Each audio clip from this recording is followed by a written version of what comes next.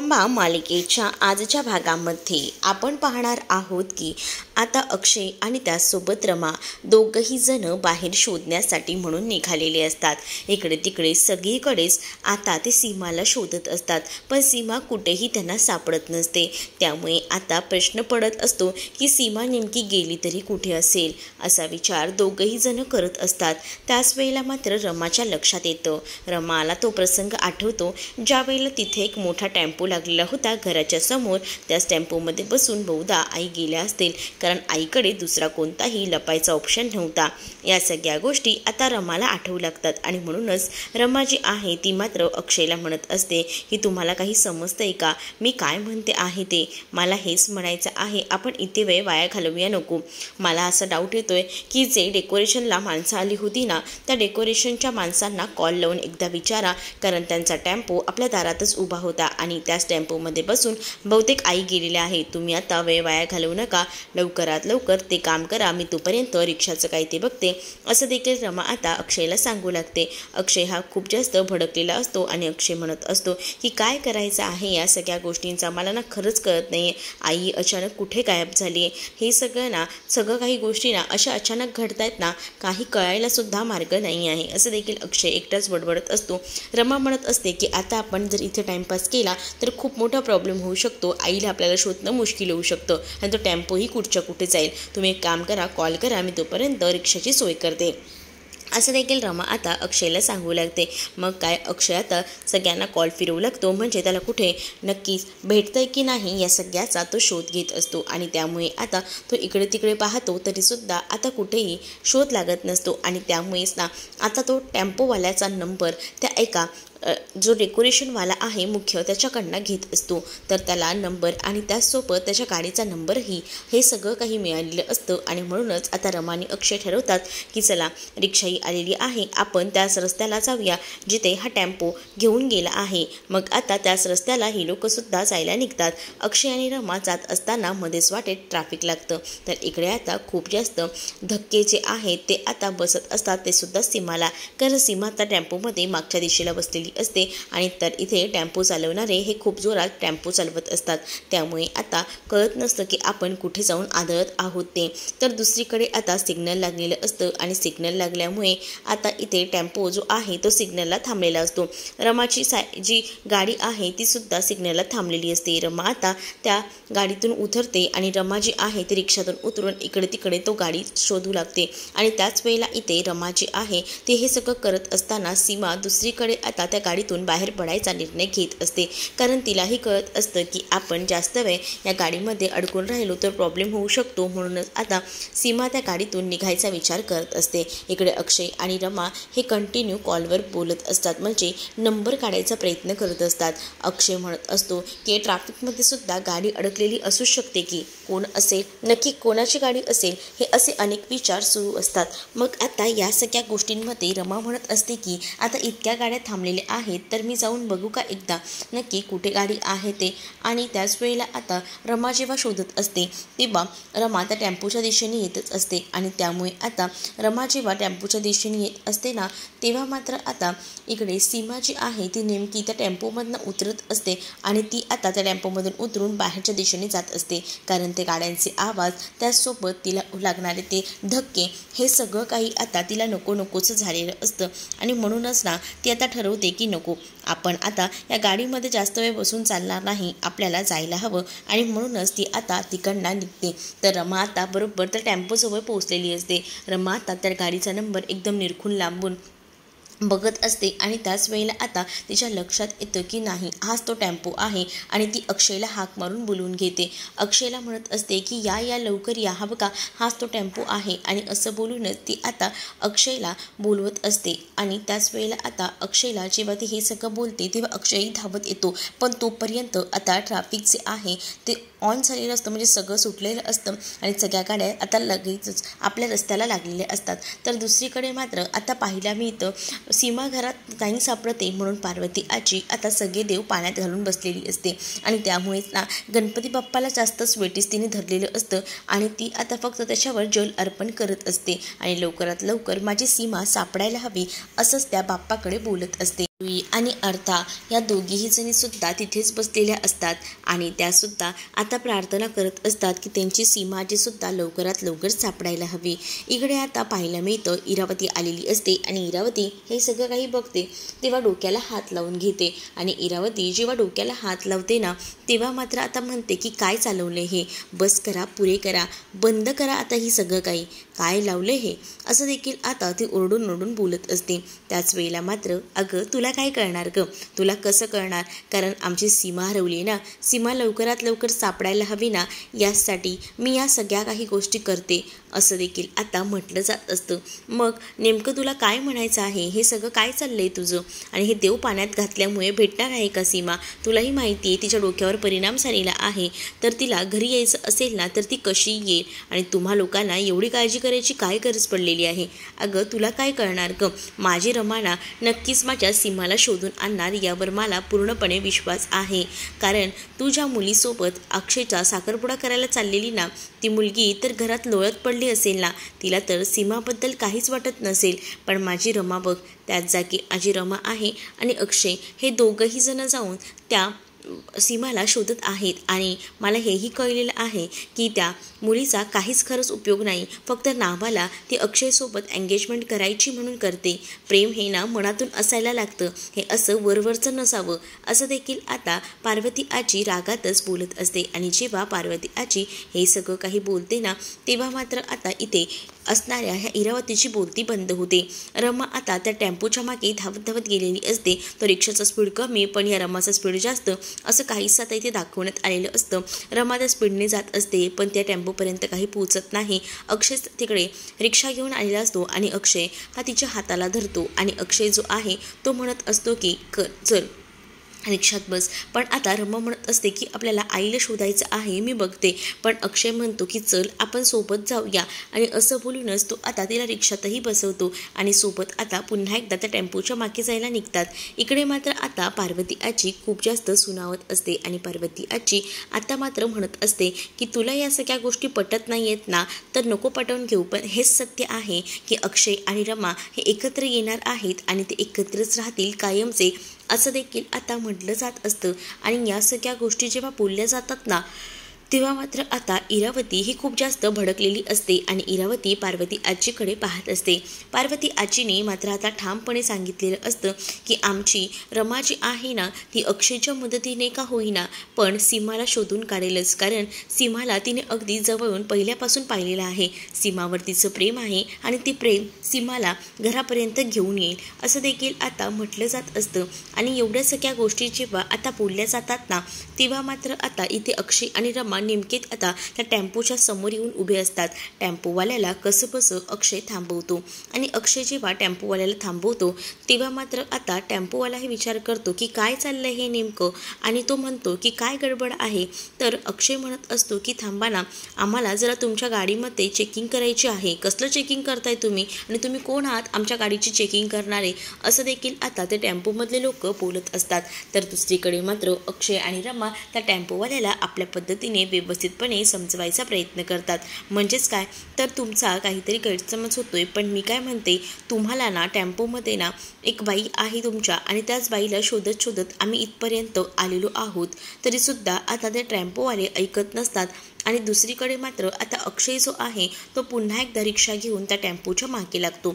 तर आता तो टेम्पो दुसऱ्या रस्त्याने, तर अक्षय रमा हे दुसऱ्या रस्त्याने जातात जेणेकरून तो टेम्पो हा मध्येच अडवायला हवा, हाच यामागचा उद्दिष्ट असतो.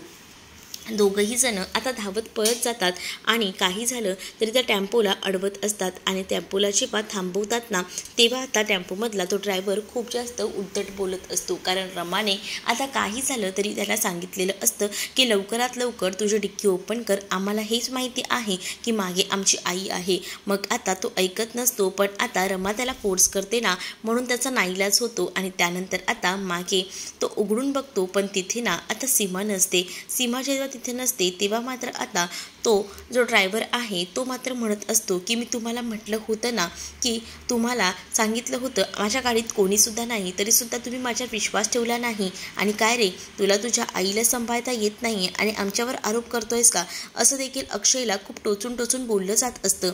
तर जेव्हा ट्रॅफिक लागलेलं असतं ना तेव्हा सीमा त्या गाडीतून बाहेर पडलेली असते, कारण त्या गाडींचा कर्कश आवाज आणि या सगळ्या गोष्टीमुळे ना तिला बीट आलेला असतो. आणि तेव्हाच ती त्या गाडीतून बाहेर पडलेली असते आणि इकडे तिकडे आता ती जाऊ लागते. आणि जेव्हा ती आता सगळीकडे जात असते ना तेव्हा मात्र सीमा ही अक्षय आणि रमाच्या हाती काही लागत नाही. इकडे मात्र तो माणूस जो आहे ना म्हणजे तो ड्रायव्हर टेम्पोचा तो खूप जास्त अक्षय आणि रमावर भडकलेला असतो. आणि जेव्हा तो अक्षय आणि रमावर भडकतो तेव्हा तो अक्षयला उड्डत उड्डत बोलत असतो, तुम्हाला अक्कल नाही आहे, तुमची आई सांभाळता येत नाही का आणि दुसऱ्यांना नावं ठेवताय, असं काहीसं आता म्हटलं जात असतं. पण त्याच वेळेला आता अक्षय शांत असतो, कारण त्याला सीमाला शोधायचं असतं. पण रमाला ना आता खूप जास्त राग येतो, कारण हा व्यक्ती अक्षयला खूप काही बोलत होता आणि बिचारा अक्षय निमूटपणे सहन करत होता. त्यावर रमा म्हणत असते की काय रे, काय तोंड कशाला वाजते आणि कोणाला बोलतोयस तू, तर काय परिस्थितीत आहेत तुला माहिती आहे का, त्यांची आई हरवली गेलेली आहे म्हणून आम्ही आईना शोधतोय आणि तुझं काय, तू काय करतोयस हे तुला तरी कळतंय का, ही गाडी चालवतोय ना हे सगळं काही ना बंद करून टाकेल, लायसनही क्लोज करून टाकेल, कळलं का, मग बस बोंबलत करायचंय का, कधी पोलिसात, असं देखील आता म्हटलं जात असतं. कारण रमाला ना अक्षयबद्दल एकही शब्द बोललेला सहन होत नसतो. रमा म्हणत असते की तुम्हाला काय वाटलं तो माणूस ऐकून घेतोय म्हणून सगळ्या गोष्टी ऐकून घेईल का, मी आहे ना, मी कोणत्याही गोष्ट ऐकून घेणार नाही, कारण मला माहिती आहे ना माझा नवरा कसा आहे ते. आणि असं बोलूनच ना आता ती खूप जास्त चिडलेली असते आणि तुम्ही त्या माणसाबद्दल ना चुकीचा समज करून घेत आहात, तो माणूस तसा नाही आहे, कळलं, जास्त जर आवाज केलात ना तर आत्ता पोलिसात देईन, असं देखील आता इकडे रमा जी आहे ती बोलत असते. रमा जेव्हा इतक्या जोरजोरात बोलत असते ना तेव्हा अक्षय रमाला शांत करायचा प्रयत्न करत असतो. रमा काही शांत होत नसते, कारण रमाला ना खूपच जास्त राग आलेला असतो. रमाला काही झालं तरीसुद्धा आता लवकरात लवकर जे आहे ना ते यावर मार्ग काढायचा असतो आणि त्यासाठी तिचे प्रयत्नही सुरू असतात. रमा त्या समोर असलेल्या व्यक्तीला चांगलंच ओपन चॅलेंज करते आणि आता म्हणू लागते की तुमची हिंमत कशी झाली काही बोलायची, तुम्हाला काय वाटतं आम्ही ऐकून घेतो म्हणून काही बोलायचं का, तो बिचारा साधा सरळ डोळ्यांसमोर चालणारा माणूस, त्याला तुम्ही नावं ठेवताय, असं देखील आता म्हटलं जात असतं. तर दुसरीकडे मात्र आता तिकडनं तो घाबरून निघून जातो. पण दुसरीकडे अक्षय जो आहे तो रमाला सावरत असतो. रमाला म्हणत असतो की रमा काय होतंय, शांत हो ना, मला कळतंय तुला त्रास होतोय ते. मग रमा म्हणते की नाही, तुमच्याबद्दल ना कोणीही काही बोललं ना तर ते मला सहन होत नाही, कारण तेवढी त्यांची लायकीही नाही आहे, एवढं ते तुमच्याबद्दल बोलत होते आणि तुम्ही माझ्यासाठी काय आहात ना हे फक्त माझं मला माहिती आहे, असं देखील आता रमा बेधडकपणे बोलू लागते. आणि जेव्हा रमा हे सगळं काही बोलते ना तेव्हा मात्र आता अक्षयलाही कळतं की रमाचं आपल्यावर किती प्रेम आहे ते, आणि त्यामुळेच ना आता तो इकडे तिकडे पाहत असतो. तर दुसरीकडे मात्र रमा आणि अक्षय हे एका गार्डनमध्ये जाऊन पोचलेले असतात आणि त्याच वेळेला तिथे काही माणसांचा खूप जास्त कांगावा होऊ लागतो की तिथे एका बाईचा ॲक्सिडेंट झाला आहे, चला चला पळा लवकर बघा काय झालं आहे ते. तर आता अक्षय आणि रमा हे दोघंही जण बघत असतात. तर अक्षय खूप जास्त घाबरतो. अक्षय विचार करतो तिथे आई तर नसेल ना, तर आता रमा मात्र अक्षयला सावरत असते आणि अक्षयला म्हणत असते की नाही नाही आई नसणार आहे, काळजी करू नका. आणि असं बोलूनच ना ती त्याला आता शांत करण्याचा प्रयत्न करत असते. त्यांचीच आता खूप जास्त धावपळ होत असते. सगळीजण इकडे तिकडे आता शोधत असतात आणि त्याच वेळेला आता इकडे तिकडे जात असतानाच अक्षय तिथे असणाऱ्या बाकड्यावर बसतो, कारण आता जर आपल्याला आई अशी अचानक सोडून गेली तर आपण नाही काही करू शकत, असा विचारच आता तिथे असणारा हा अक्षय करत असतो. आणि तो खूप जास्त आता एकटा पडल्यासारखा झालेला असतो. तर रमा मात्र त्याला म्हणत असते की नको त्रास करून घेऊ, सगळ्या काही गोष्टी नीट होतील, आणि असं बोलूनच ती शांत करत असते. पण नाही, आईला जर काही झालं तर ना मी स्वतःला माफ करू शकणार नाही, आईला काही झालं तरी तिला बरं व्हायला हवं माझ्यासाठी. मग आता अक्षय घाबरलेला असतो. रमा अक्षयला म्हणते की नका घाबरू, थांबा, आता मलाच बघावं लागेल. आणि असं बोलून ना आता अक्षय जो आहे तो उभा असतो. तर रमा ना जिथे ॲक्सिडेंट झालेला आहे ना तिथे नेमकं कोणाचा ॲक्सिडेंट झाला आहे, खरंच तिथे सीमाचा ॲक्सिडेंट झाला आहे का हे सुद्धा बघण्यासाठी खरं तर रमा आता तिकडनं चाललेली असते. आणि जेव्हा रमा तिकडनं जात असते ना, तेव्हा मात्र अक्षयला सीमासोबत घालवलेले सगळे प्रसंग आठवतात. आणि त्यामुळेच ना आता इथे रमा ही खूप जास्त घाबरलेली असते आणि तिलाही असंच वाटत असतं की खरंच तिथे आई असतील तर मी ह्यांना कसं बसं शांत केलं आहे, बसवलं आहे. आता जी सीमाची बाहुली असते ना, ती सुद्धा अक्षयच्या हातात असते आणि अक्षय जो आहे तो इकडे तिकडे पाहतो. त्यानंतर तो आता शांत असतो. रमा आता त्या अपघाताच्या ठिकाणी येऊन पोहोचते आणि जेव्हा ती आजूबाजूला पाहते तेव्हा तिथे सीमा नाही तर दुसरीच बाई असते. आणि त्यामुळे आता कुठे जाऊन रमाचा जीव भांड्यात पडतो. रमा आता पुन्हा एकदा अक्षयकडे यायला निघालेली असते, कारण अक्षय जो आहे ना तो खूपच जास्त टेन्शनमध्ये आहे हे रमाला दिसतं. आणि म्हणूनच ना रमा जी आहे ती तिथे जाते आणि रमा अक्षयला म्हणत असते की तुम्हाला जे वाटत होतं ना ते तसं नाही आहे, म्हणजे तिथे आई नाहीच आहेत. आणि असं बोलून ती आता अक्षयला शांत करत असते. त्यावर आता आपल्या आईने आपल्यासाठी आतापर्यंत खूप काही केलं आहे. आपली आई आपल्याला अशी मध्येच सोडून जाणार नाही असं देखील आता रमा जी आहे ती सांगून समजावू लागते. आणि जेव्हा रमा एवढ्या छान पद्धतीने अक्षयला समजावत असते ना, तेव्हा अक्षयलाही कुठेतरी बरं वाटतं. आणि अक्षयला जेव्हा कळतं की तिथे आपली आई नाही ही भलतीच बाई आहे, त्यामुळे आता कुठे जाऊन अक्षयचा जीव भांड्यात पडलेला असतो. अक्षय इकडे तिकडे पाहतो आणि त्याच वेळेला आता तो रमाकडे धावत जात रमाला म्हणत असतो की मला वाटलं की खरंच ना आई आहे की काय. आणि त्यावेळेला तो आता रमाला कटकडून मिठी मारतो. आई कशा असतील, आईने एवढं काही पाप केलेलं नाही आहे, आईने आपल्या नेहमीच पुण्याचं काम केलेलं आहे, त्यामुळे आपल्या आई इतक्यात आपली साथ सोडून जाणार नाही, तुम्ही काळजी करू नका असं देखील आता म्हटलं जात असतं. आणि त्याच वेळेला आता इकडे मात्र अक्षय जो आहे तो रमाकडे पाहत असतो आणि रमाला म्हणत असतो की आज तू माझ्या आयुष्यात आहेस, म्हणजे 7 वर्ष झाले तरी तुझ्याकडे बऱ्याच गोष्टी लक्षात आहेत आणि त्यामुळे आता तू खरंच ना आमच्यासाठी खूप काही करतेस असं देखील अक्षयला वाटत असतं. आणि अक्षय जो आहे तो रमाला मिठी मारतो आणि रमाजवळ आपलं मन व्यक्त करत असतो. त्यामुळे आता रमाला सुद्धा खूप छान वाटतं, कारण आज कित्येक दिवसानंतर अक्षय असा रमाला मिठी मारून बिलगलेला होता. आणि त्यामुळेच ना आता या सगळ्या गोष्टी ज्या आहेत ना त्या खरं तर ना अक्षयसाठी जशा स्पेशल असतात तशाच रमासाठी सुद्धा स्पेशल असतात. रमा आता त्या अक्षयकडे एकटक पाहत असते आणि ती आता अक्षयला शांत करत असते. अक्षय आता खूपच जास्त हायपर झालेला असतो. सकाळपासनं एकतर त्यानेही काही खाल्लेलं नसतं आणि त्यामुळेच ना आता मात्र टेन्शन आलेलं असतं आणि कळत नसतं की काय करावं. आणि त्यामुळेच ना खूप मोठ्या टेन्शनमध्ये इथे मात्र अक्षय असतो. तर रमा मात्र त्याला जवळ घेऊन त्याला आता शांत करण्याचा विचार करत असते. आणि जेव्हा मात्र आता ती त्याला शांत करत असते ना तेव्हा कुठे आता रिलॅक्स वाटू लागतं. आणि जेव्हा रिलॅक्स वाटतं ना तेव्हा मात्र आता रमाला अक्षय म्हणत असतो की आपल्याला आता आईला शोधायला हवं. दोघंही जण पुन्हा एकदा आता शोधात जात असतात, कारण त्यांना काही झालं तरीसुद्धा लवकरात लवकर सीमाला शोधायला गरजेचं आहे. कारण सीमा जर कुठे गेली तर, कारण सीमाच्या डोक्यावर ना सध्या तरी परिणाम झालेला होता आणि त्यामुळे सीमाना कुठेही जाण्याची शंका होती. त्यामुळे सीमाला शोधणंसुद्धा तितकंच गरजेचं होतं.